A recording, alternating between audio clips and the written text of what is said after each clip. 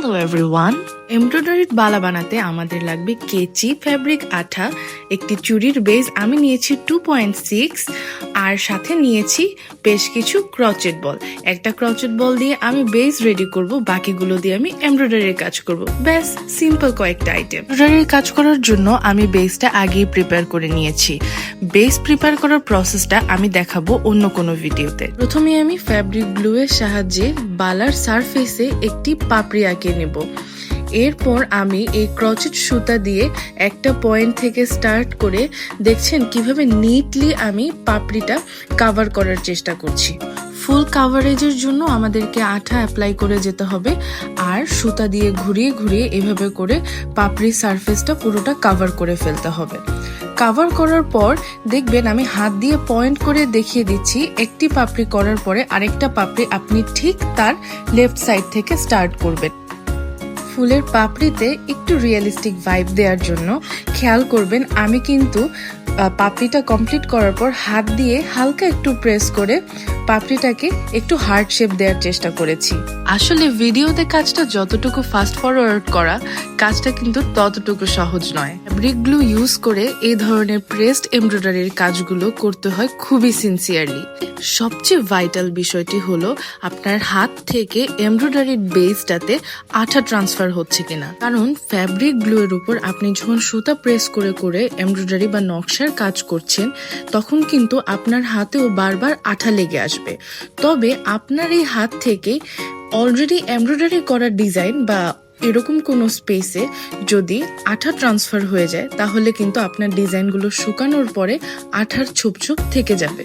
5 মিনিটের এই ভিডিওতে আমি আপনাদেরকে যে চুড়িটা ডিজাইন করা দেখাচ্ছি এটা কিন্তু বাস্তবে আপনাদেরকে রেডি করতে 2 ঘন্টা সময় খুব সহজেই লেগে যেতে পারে। আমার কিন্তু ভিডিওতে একটি ফুল কমপ্লিট করা হয়ে গেছে, দেখছেন একটি ফুলের ফিনিশিং দিলাম। এখন আমি দেখিয়ে দিচ্ছি যে আমরা আসলে টোটাল কয়টা ফুলের কাজ করতে চাচ্ছি। 2.6 সাইজের এই চুড়িতে আমি টোটাল 4টি ফুল বানাবো। আবার বুঝতে পারার সুবিধার্থে আমি এখন এখানে আরেকটি ফ্লাওয়ার এমব্রয়ডারি করার প্রসেসটা কিন্তু দেখিয়ে দিব। একইভাবে পাপড়ি ক্রিয়েট করার মাধ্যমে কিন্তু এই এমব্রয়ডারির কাজটাও শুরু হবে। এমব্রয়ডারির কাজ যতটা নিট হবে আপনার ফাইনাল অ্যান্ড ফিনিশড প্রোডাক্টটা দেখতে কিন্তু ততটাই সুন্দর হবে।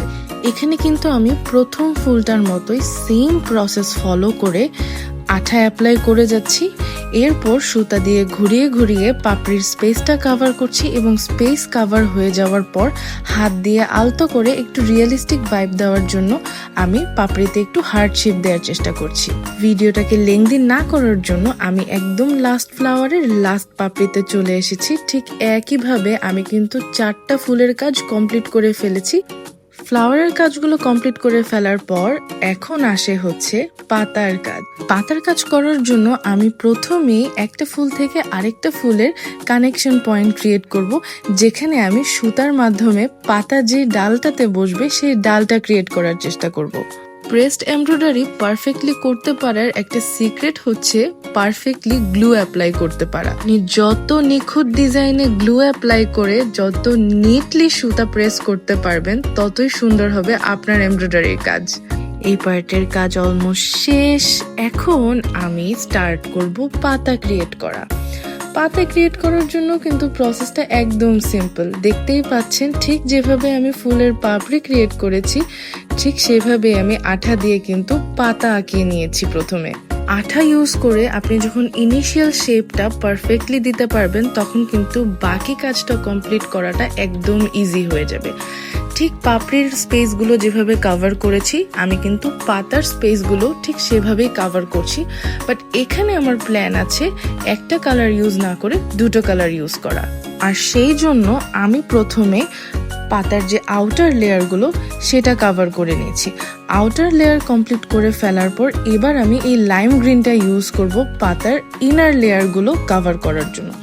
এবার আমি ভিতরের পোর্শনগুলোতে আঠা অ্যাপ্লাই করে দিয়েছি এবং দেখতে পাচ্ছেন ঠিক একটা পয়েন্ট থেকে কিন্তু আমি এই লাইম গ্রিন কালারটা দিয়ে পাতার বাকি যে স্পেসটা সেটা কাভার করে যাচ্ছি এবং লাস্ট পয়েন্ট পর্যন্ত বসানোর পর কেচি দিয়ে খুব ক্লিন ভাবে সুতাটা কেটে নিচ্ছি। এই সেম প্রসেস ফলো করে আপনাদেরকে প্রত্যেকটা পাতা কমপ্লিট করে যেতে হবে। ওয়ান্স আপনি প্রত্যেকটা পাতা কমপ্লিট করে ফেলবেন চুড়িটা দেখতে ঠিক এরকম এবং চমৎকার হবে। ফিনিশিং দেওয়ার জন্য যেটা করা যেতে পারে, আমি চিন্তা করেছি ফুলগুলোতে একটু কি চুমকি পাতি অ্যাড করা যায়। সো নিয়ে এসেছি একটি চুমকি পাতি। আমি জাস্ট ফুলের সেন্টারগুলোতে অল্প একটু গ্লু অ্যাপ্লাই করব। গ্লু অ্যাপ্লাই করার পর আমি একটা করে চুমকি পাতি বসিয়ে দিব, জাস্ট জিনিসটা গ্লেজ দিবে একটু। আর এভাবে রেডি হয়ে গেল আমার ফ্লোরাল এমব্রয়ডারির বালা। যদি এরকম আরও এমব্রয়ডারির কাজ দেখতে চান, যেমন আমার হাতের এই ময়ূর এমব্রয়ডারিটা যদি দেখতে চান, তাহলে কিন্তু আমার চ্যানেলে সাবস্ক্রাইব করতে হবে। এটা ছিল আমার একদম প্রথম একটা টিউটোরিয়াল ভিডিও। আশা করি আপনাদের সাপোর্ট পাবো এবং সামনে আরও অনেক টিউটোরিয়াল ভিডিও নিয়ে আসার চেষ্টা করব আপনাদের সুবিধার্থে। Thank you so much. Please like, share and subscribe and comment করে অবশ্যই জানিয়ে দিবেন আপনারা কোন ধরনের টিউটোরিয়াল ভিডিও চাচ্ছেন। বাই।